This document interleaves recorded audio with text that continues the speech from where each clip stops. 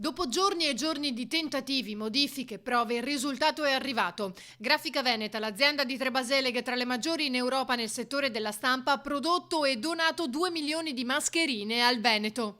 Col Presidente abbiamo un rapporto di amicizia decennale, l'ho sentito in grande difficoltà e come fai a non essere vicino al tuo territorio, ai tuoi amici e alla tua gente? Le ha presentate il governatore Zaia insieme al titolare Franceschi nella sede della Protezione Civile a Marghera. Li distribuiremo, oltre a quelle che andremo a comprare, le distribuiremo gratuitamente e tramite la Protezione Civile a coloro che magari non hanno avuto modo di approvvigionarsi. Io ho chiesto che vengano confezionate in confezioni da 25, distribuiremo direttamente, queste sono 10, da 10 e quindi anche perché sono più spesse, è vero, rispetto all'altro materiale.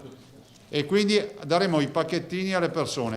La macchina della distribuzione è già iniziata. L'assessore alla protezione civile Bottacin e l'assessore alla sanità Lanzarin hanno inviato lettere ai comuni, centri servizi per anziani, residenze sanitarie assistite e case alloggio per disabili con tutte le indicazioni. Bottacin nella lettera ai comuni specifica che le relative forniture verranno consegnate alle singole amministrazioni a cura della protezione civile e invita i sindaci a favorirne la distribuzione il più capillare possibile. Non è una banalità, ma è una genialità.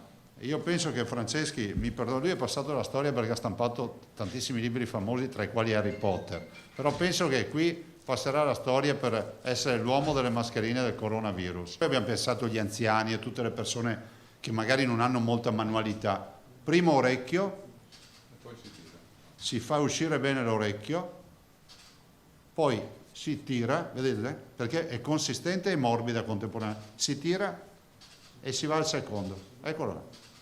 Cioè io la porto in ufficio, sopra la porto anche ore, l'ho portata ore per testarla, non si inumidisce, non fa aloni, a mio avviso lui dovrà produrre le mascherine per tutti. Siamo riusciti ad avere un processo che riesce a portare a una produzione giornaliera attualmente dai 500 ai 700 mila pezzi al giorno, per ipotizzare che nel giro di una decina di giorni se riusciamo ad arrivare al 1,5 milioni di prodotti.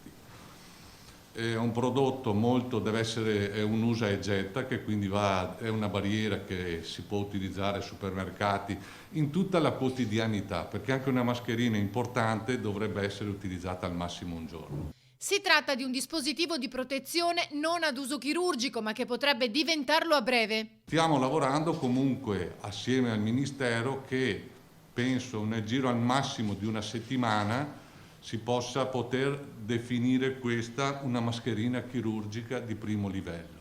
Il ministro Speranza ne avrebbe chiesto alcuni campioni.